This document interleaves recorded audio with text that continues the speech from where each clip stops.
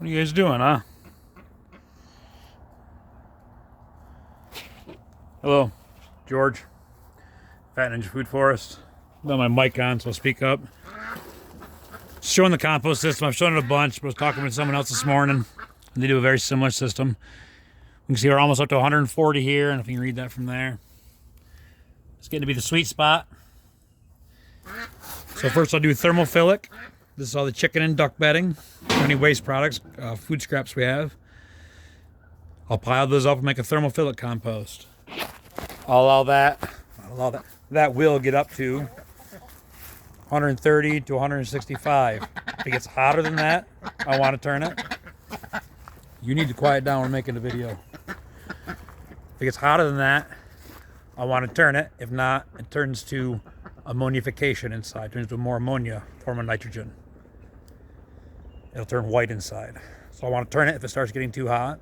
If not, if it gets between 140 and 165-ish, within 3 days, it's gone through that process of killing any of the seeds that might be in there, the weed seeds that we've collected, or any pathogens of a disease, as they say.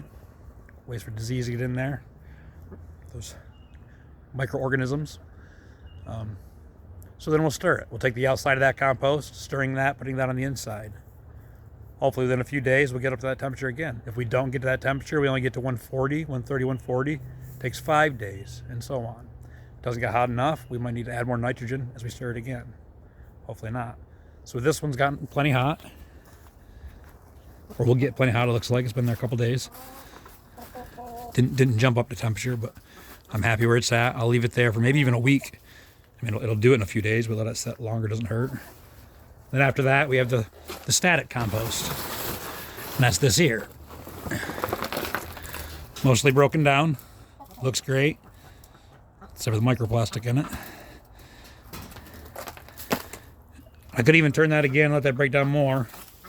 But I'll let that set as long until I need it, and then I use that for a worm bedding. I take that and I feed it to the worms. The worms lead that compost along with our kitchen scraps. So 1 out of every 5 or 6 of those kitchen scrap bowls will feed the worms. I have a bunch of worm systems around. By doing that, we bring in no fertilizers here. We compost in place. We use dynamic accumulating and nitrogen fixing plants. Miley, you are so loud. And we spray compost teas made from those. We compost in place using swales.